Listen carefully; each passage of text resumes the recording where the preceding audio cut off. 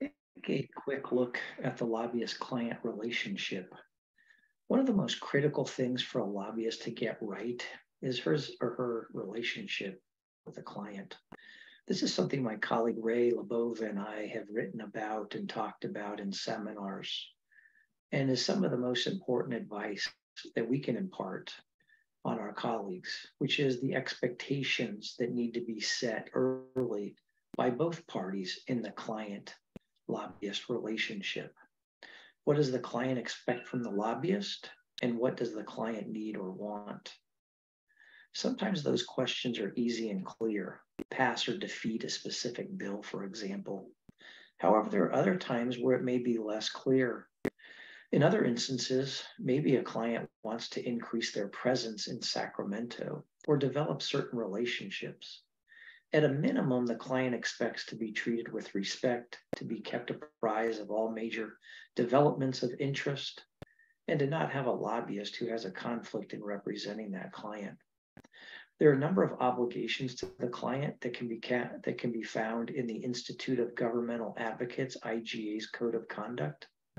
First, the lobbyist has definite ethical obligations to a client to be truthful, to follow the law, to protect any confidential and proprietary information about the client that the lobbyist obtains.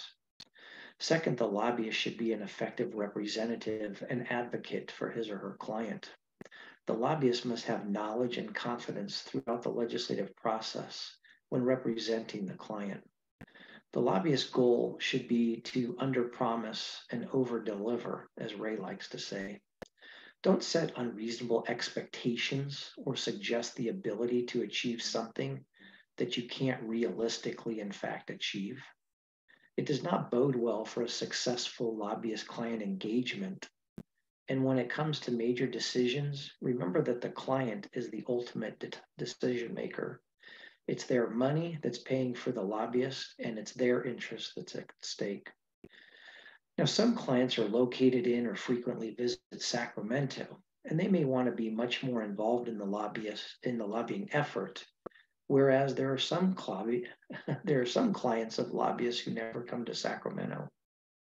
In fact, there are some lobbyists who never meet face-to-face with their client.